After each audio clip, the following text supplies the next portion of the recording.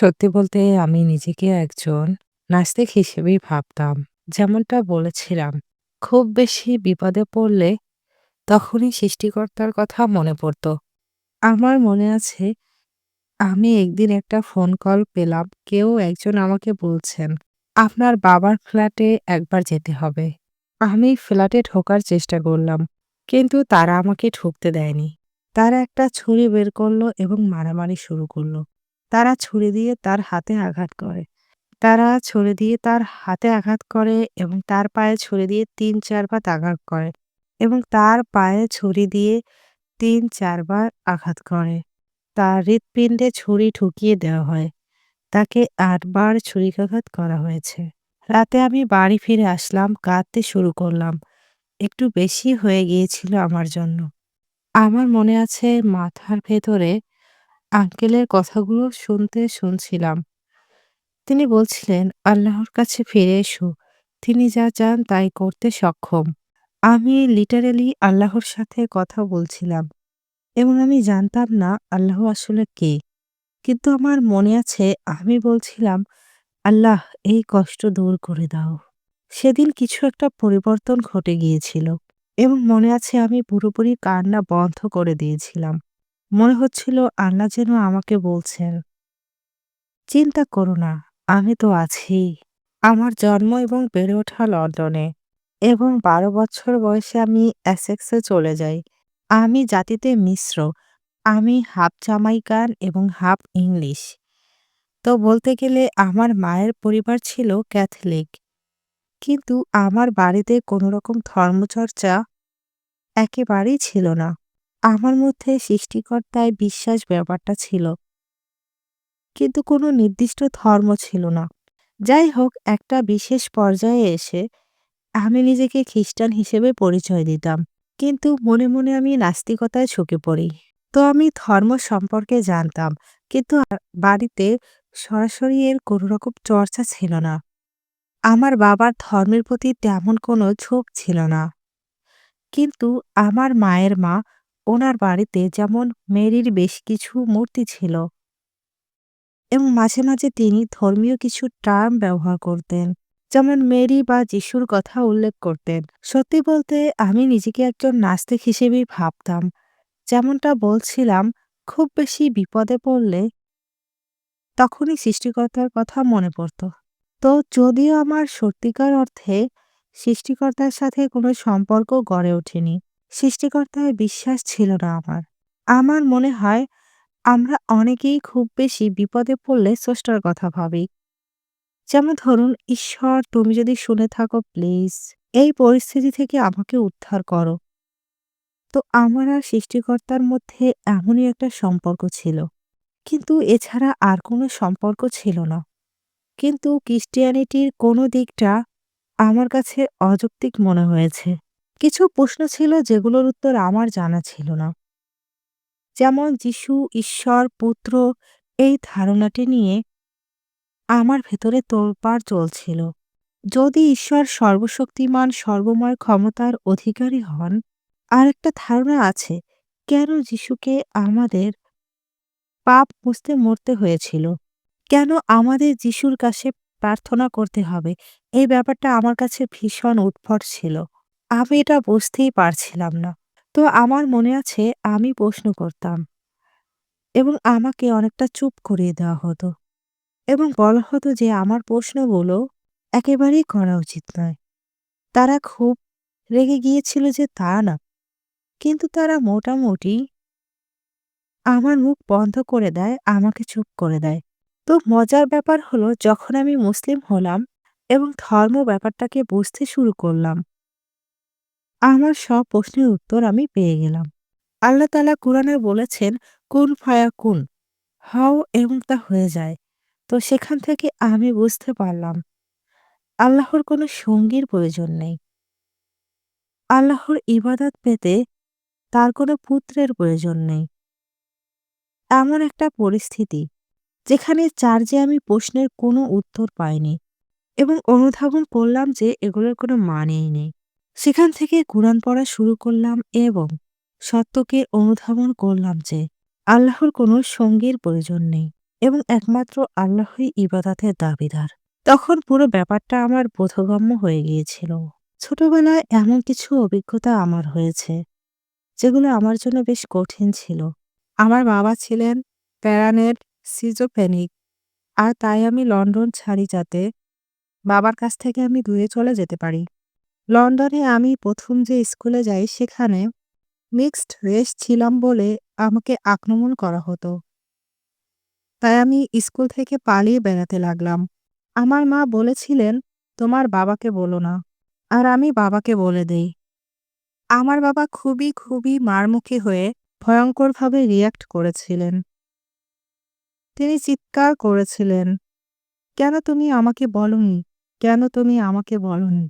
আমার নানির বাড়ির বাইরে রাস্তার মাঝখানে চিৎকার চেঁচামেচি করছিলেন। সেই রাতে আমরা সবকিছু গুছিয়ে নিয়ে বেরিয়ে পড়ি। ১২ বছর বয়সে আমি এসেক্সে চলে যাই। আমার স্কুলে আমি ছিলাম একমাত্র মেয়ে যে সাদা সামরার ছিল না। আর বাকি সবাই শ্বেতাঙ্গ এবং আমার জন্য সবকিছুই কঠিন ছিল।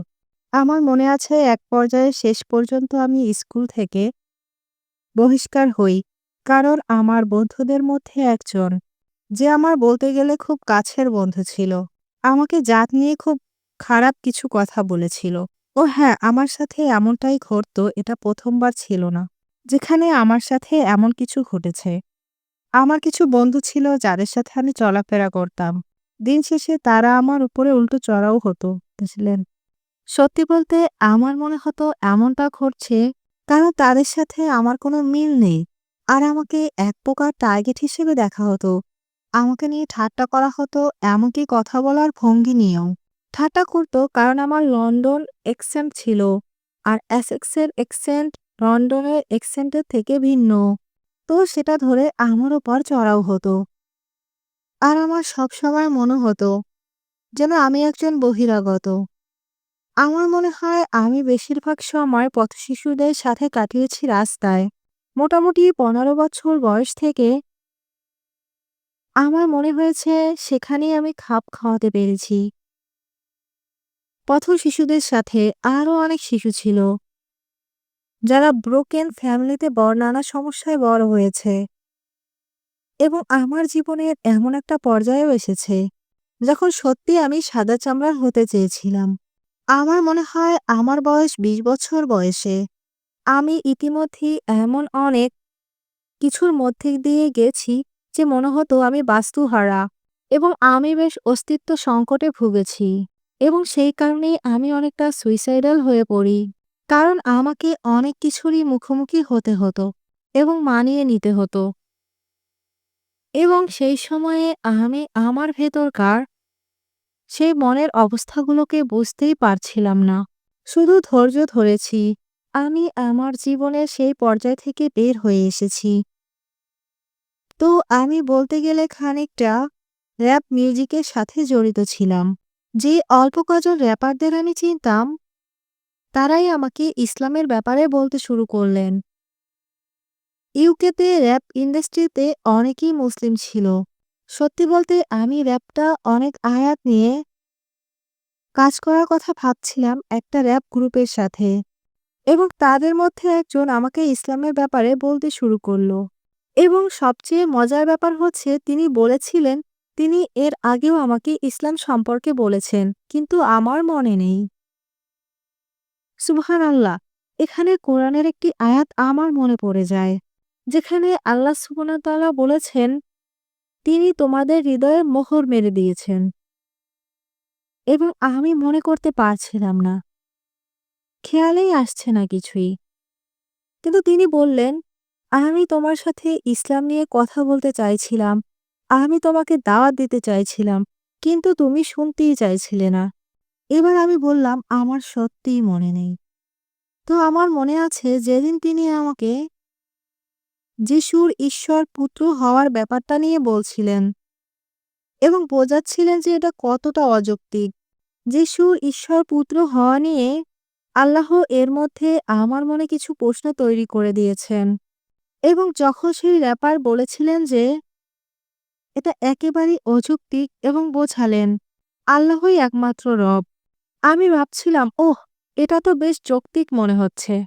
আমাদের এলাকায় শ্বেতাঙ্গদের সংখ্যা অনেক বেশি ছিল। তো সত্যি বলতে আমার মুসলিমদের সাথে তেমন একটা মেশা হয়নি। শুধু একটি জুতোর দোকান ছাড়া যেখানে আমি যেতাম। দোকানের লোকটি যাকে আমি ডাকতাম আঙ্কেল বলে, তিনি মুসলিম ছিলেন, কিন্তু তিনি কখনো তা প্রকাশ করেননি। আমার মনে আছে তিনি এমন একজন ছিলেন যার কাছে আমি যেতে পারি, আমার সমস্যাগুলো নিয়ে কথা বলতে পারি। সেই র‍্যাপার যখন ইসলামের ব্যাপারে বলছিলেন এবং ক্রিশ্চিয়ানিটির সাথে তুলনা করেছিলেন, আমার মনে আছে আমি সেই আঙ্কেলের কাছে গিয়ে তাকে বলেছিলাম, হায় ঈশ্বর, আমি ইসলামের ব্যাপারে শুনেছি। পরের বার তিনি একটি পুরানো কুরআন নিয়ে ফিরলেন এবং তিনি বলেছিলেন, তুমি শুধু এই কুরআনটা রাখো। এটা খুলে বসো এবং আল্লাহর কাছে যাও এবং আল্লাহ তোমাকে যে কোনো কিছু পাইয়ে দেবেন। তো আমি কোরআনটা বাসায় নিয়ে গেলাম আর এক কোণায় ফেলে রাখলাম। এরপর আমি ভুলে গেলাম এবং বাইরে গিয়ে পার্টি করতে থাকলাম আর এভাবে জীবন এগোতে থাকলাম। তো এই সময়টাতে এসে যখন আমি কুরআনটা পেলাম এবং দাওয়াত খানিকটা কবুল করতে শুরু করলাম। কিন্তু আমি ঠিক তখনই একটা বড় পরিবর্তনের জন্য তৈরি ছিলাম না। আমি তখনও পার্টি লাইফস্টাইল উপভোগ করছিলাম।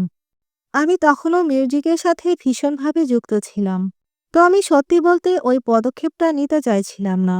যদিও আমি বিশ্বাস করতে শুরু করেছিলাম যে এটা সেই সময়ে আমি বিশ্বাস করতাম যে এটাই সত্যি। আমার মনে আছে একদিন একটা ফোন কল পেলাম আমি। কেউ একজন আমাকে বললেন, আপনাকে আপনার বাবার ফ্ল্যাটে যেতে হবে। তো আমি লন্ডন রওনা দিলাম। কারণ আমি ছিলাম এসেক্সে। ওনার ফ্ল্যাটের বাইরে পৌঁছালাম। আমি দেখলাম চারপাশে পুলিশের টেপ লাগানো আছে। আমি ফ্ল্যাটের ভেতরে যাবার চেষ্টা করলাম, কিন্তু তারা আমাকে ভেতরে যেতে দিচ্ছিল না। আমি তার ফোনের কল করলাম, কেউ একজন সেটা ধরল। সুবহানাল্লাহ! তো কেউ একজন সেটা ধরলেন। তখন আমি বললাম, কে আপনি? উত্তর এলো, আমরা আপনার বাবার ফোনটা পেয়েছি। তাকে ৮ বার ছুরিকাঘাত করা হয়েছে। তারা সেখানে ডাকাতি করতে গিয়েছিল। তারা পরিচয় গোপন করে ওনার ফ্ল্যাটে ঢুকেছিল। ছুরি দেখিয়ে তারা বলেছিল, দেখুন আপনার টাকা পয়সা সব বের করুন। এখন আমার বাবা একজন সিজোফ্রেনিক। তো তিনি সহজে সবকিছু দিয়ে দেবেন না। তো এরপর হাতাহাতি শুরু হয়। তারা ওনার তারা ওনার হাতে ছুরি মারে, তার পায়ে ছুরি দিয়ে ৩ থেকে ৪ ভাত আঘাত করে এবং তারা হৃৎপিণ্ড ছুরি মারে। তো আমি বাবাকে হাসপাতালে দেখতে গেলাম। যখন ঘড়িতে ১২টা বাজলো, বুঝলেন, তখন ডাক্তার বদল হলো এবং একজন ডাক্তার বললেন, তার হৃৎপিণ্ডে ছুরি মারা হয়েছে। আপনারা কি উনার হৃৎপিণ্ড পরীক্ষা করেননি? আমি বললাম, ওনাকে তো বেশ ঠিকঠাক লাগছে। তখন তারা বলল, না, না, না, ওনার হৃৎপিণ্ড আমাদের পরীক্ষা করতে হবে। এবং যখন ওনার হৃৎপিণ্ড পরীক্ষা করলেন, হৃৎপিণ্ড ফুটো হয়ে গিয়েছিল। তারা যদি সেটা খুঁজে না পেতেন, ভেতরে রক্তক্ষরণে হয়তো আমার বাবা মারাই যেতেন। সে রাতে আমি বাড়ি ফিরলাম, কাঁদতে শুরু করলাম। বোধহয় আমার জন্য সবকিছু অনেক বেশি হয়ে গিয়েছিল। আমার বাবা মরতে বসেছিলেন এবং এরপর আমি কোরআন খুলে বসলাম। মাথার ভিতরে সেই আঙ্গেলের কথাগুলো ঘুরছিল, শুনতে পাচ্ছিলাম। তিনি বলেছিলেন, শুধু আল্লাহর কাছে চাও এবং আল্লাহ যা চান তিনি তাই করতে সক্ষম। আমি কেবল আল্লাহর সাথে কথা বলছিলাম, কিন্তু আমি জানতামই না যে আল্লাহ কে। কিন্তু আমার মনে আছে শুধু বলছিলাম যে, আল্লাহ, এই কষ্ট দূর করে দাও। এবং আমার মনে আছে আমি বেশ উষ্ণতা অনুভব করছিলাম, যা আমার পায়ের পাতা বেয়ে পায়ে পৌঁছালো এবং সারা শরীরে ছড়িয়ে পড়ল। আমি অনুভব করলাম আমার হৃদয় ভরে উঠেছে। সেদিন কিছু একটা পরিবর্তন হয়ে গিয়েছে। আমার মনে আছে আমার কান্না পুরোপুরি বন্ধ হয়ে গেছিল। আমার মনে হচ্ছিল আল্লাহ আমাকে বলছেন যেন, চিন্তা করো না, আমি তো আছি। সেই প্রথমবার আমি আল্লাহর কাছে কিছু চেয়েছি। এবং সাথে সাথে তিনি জবাব দিয়েছেন, সুবহানাল্লাহ। তো আমি দোকানে গেলাম এবং পড়ে দেখলাম, মাথায় পড়লাম এবং আমি গাড়ির ভেতরে বসলাম। এরপর আয়নায় দেখি আর ভাবছিলাম, চমৎকার, এটা বেশ অন্যরকম। সত্যি এটা আলাদা। আমার মনে হচ্ছিল যেন আমি মুসলিম হতে চাইছি। সত্যিকার অর্থে আমার এমনটাই মনে হচ্ছিল। যখন আমি ফিরতি পথে এসেক্সে যাচ্ছিলাম, ইলফোর্ডে পৌঁছানোর পর ভাইটি বললেন, আমার নামাজ পড়তে হবে। তো তিনি নামাজ পড়তে শুরু করলেন। আর আমি গাড়ির বাইরে দাঁড়িয়ে ছোট্ট করে প্রার্থনা সেরে নিলাম। আমি আল্লাহর কাছে প্রার্থনা করে বললাম, দয়া করে আমাকে মুসলিম হতে দিন। তিনি মসজিদে গিয়ে নামাজ পড়লেন এবং সেখান থেকে ফিরে এসে বসলেন। এরপর তিনি বললেন, এই মুহূর্তে ইমাম সাহেব নেই, কিন্তু আমি এর আগে বেশ কিছু মানুষকে বাইয়াত দিয়েছি। তুমি যদি এখন গিয়ে বাইয়াত গ্রহণ করতে চাও, সেটা পুরোপুরি তোমার উপর, অথবা অপেক্ষা করতে পারো, অন্য কোনো সময়ে সে ইমামের কাছে বাইয়াত নেবে। আপনি দেখুন তিনি কতটা বিচক্ষণতার সাথে ব্যাপারটা সামলেছেন। তিনি বলেননি যে, চলো গিয়ে তোমার বাইয়াতের ব্যবস্থা করি। তিনি আমাকে আমার মতো করে সিদ্ধান্ত নিতে দিয়েছেন। তিনি আমাকে হিজাব কিনতে নিয়ে গেলেন। আমাকে বলেননি কি ঘটতে যাচ্ছে। আমাকে হিজাব পছন্দ করতে দিলেন। আমাকে অনেকটা মসজিদের বাইরে কারে বসে ভেবে নেওয়ার সুযোগ দিলেন। আর তারপর আমি বললাম, হ্যাঁ, আমি ভেতরে যেতে চাই এবং আমি মুসলিম হতে চাই। তো আমরা হেঁটে মসজিদে ঢুকলাম। আর সবার প্রথম যে চিন্তাটা আমার মাথায় এলো, চেয়ারগুলো সব কোথায়? যখন আমি ভিতরে গেলাম, তারা আমাকে অবাক হয়ে দেখছিলেন। কারণ তখনও আমার পরনে বেশ টাইট ফিট পোশাক ছিল। আমার মাথায় হিজাব পরা। আমি অবাক হয়ে ভাবছিলাম, লোকজন আমাদের পিছু নিচ্ছেন কেন? আমি বুঝতে পারিনি। আমি ভাবছিলাম, কি চলছে এখানে? মানুষগুলো এখানে কেন? তখন কেউ আসলে বলেনি যে সাক্ষীর প্রয়োজন হয় বা এরকম কিছু। তো আমি গেলাম এবং মেঝেতে বসে পড়লাম। তখনও ভাবছি। আমি ভাবছিলাম আমরা মেঝেতে কেন বসে আছি? আমরা গোল হয়ে বসেছিলাম এবং সেই ভাইটি আমাকে ধর্মীয় বিষয়গুলো দিয়ে বলতে শুরু করলেন এবং প্রশ্ন করলেন সেসবে বিশ্বাস রাখি কিনা। তো রাসূলুল্লাহ সাল্লাল্লাহু আলাইহি সাল্লামের উপরে, আল্লাহর উপর বিশ্বাস করি কিনা এবং যা বলেছি বুঝে বলেছে কিনা, কেউ জোরাজুরি করেছে কিনা এখানে আসতে। তো আমি অবশ্যই বললাম যে আমি বিশ্বাস রাখি এবং এখানে আসতে কেউ আমাকে জোর করেনি। তখন সুবহানাল্লাহ, আমি বায়াত নিলাম। আমার বন্ধুটি আমাকে বায়াত দিলেন। হ্যাঁ, সত্যি বলতে আমার ভীষণ হালকা লাগছিল, ঠিক যেমনটা বলছিলাম। তিনি আমার সামনে বসলেন এবং বললেন, আমার মনে হচ্ছে ফেরেশতারা তোমাকে ঘিরে আছেন। যখন আমি প্রথমবার দোয়া পাঠ করি, আমি ছিলাম ভীষণ কষ্টের ভিতরে। প্রচণ্ড ধাক্কা এবং কষ্ট পেয়েছিলাম। তো এটা ছিল বেশ স্বস্তিদায়ক। এটা ছিল যেন সেই কষ্টের উপশম। বেশ কিছু মানুষের কাছে এটা সত্যি অবাক ব্যাপার ছিল। আমি সম্ভবত সেরকম একজন ছিলাম, যার মূলত মুসলিম হবার কোনো সম্ভাবনা ছিল না বলতে গেলে। আমার জীবনটা কেটেছে যেমনটা আমি বলেছিলাম, রাস্তায় রাস্তায় ঘুরে বেড়িয়ে। এমন সব মানুষদের সাথে কাটিয়েছি বুঝলেন, যাদের ঠিকানা ছিল রাস্তা।